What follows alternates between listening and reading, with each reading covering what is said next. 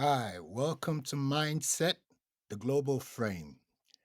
In this episode today, it's about the new AI Cold War, US China restrictions, and the global fallout. Great power competition usually announces itself in loud ways, as we know. Military buildups, public threats, or proxy wars. But the defining conflict of this century is unfolding quietly, invisibly, in server rooms, chip factories, and computing labs from California to Shenzhen. The United States has just tightened its AI restrictions on China. China is escalating what many analysts now call the AI Cold War. And like every Cold War, the consequences will not be limited to superpowers involved. They will reshape alliances, reorder economies, and determine who leads and who follows in the age of intelligence. This is the topic today with myself and Madam Fey. First, before we dive further, subscribe. It costs you nothing. It helps us to keep moving. We need our first 100 subscribers. Madam Faye, take it from here. Absolutely, Femi, and let's dive right in. So, as you said, this new AI Cold War isn't just about two superpowers throwing restrictions at each other. It's about how the entire world is going to navigate this new era where artificial intelligence is the battleground. So, let's unpack what those restrictions really mean, not just for the US and China, but for Europe, for Africa, and for all of us. Because, as you said, this is about who leads and who follows in the age of intelligence. So, let's get to it.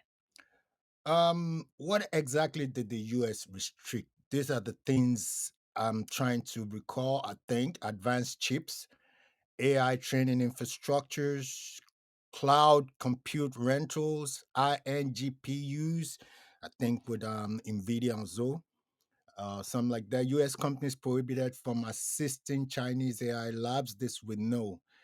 Madam Faye, explain why the US fears China gaining AI dominance. Give me a breakdown, go deep into your research. You have access to the um, facts as we know it. Absolutely, Femi. Let's break it down. So you've got it right. The US essentially restricted advanced chips, the kind of high end GPUs that power large scale AI models. They also put a clamp on cloud compute rentals and basically made it off limits for American companies to help Chinese AI labs train their models. Now, the reason the US is doing this is really about strategic control. They're concerned that if China gains a lead in AI, it's not just about technology, it's about military capability, economic influence, and global power. So it's a way of putting the brakes on China's AI ambitions at a critical moment. It's really a new kind of strategic chess game.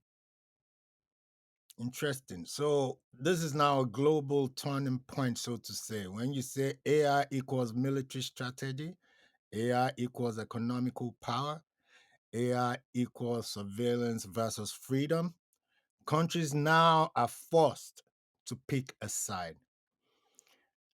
China's response, they accelerated domestic chip production. They aligned with UAE, Saudi, and BRICS partners. Shift toward AI self reliance, push to create alternatives to American cloud ecosystems. Is it working? And how far have they gone, Madam Faye? Absolutely, Femi, and you've summed it up perfectly. This really is a global turning point, and countries are indeed having to choose where they stand.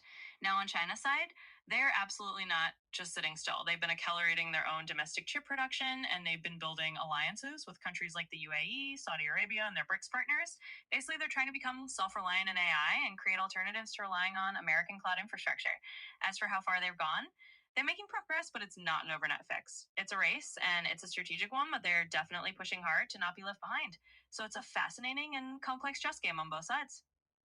If you have to grade it on percentage, as far as who's leading the race, how do you think you're gonna go about that? Absolutely, Femi. If we had to put it in percentage terms, I'd say right now the US probably has about a 60 to 65% lead in the race just because they have more established infrastructure and they've been ahead in some of these high end chips and AI models for a while. But China's quickly closing that gap. They're investing heavily and they're probably around 35 to 40% and rising.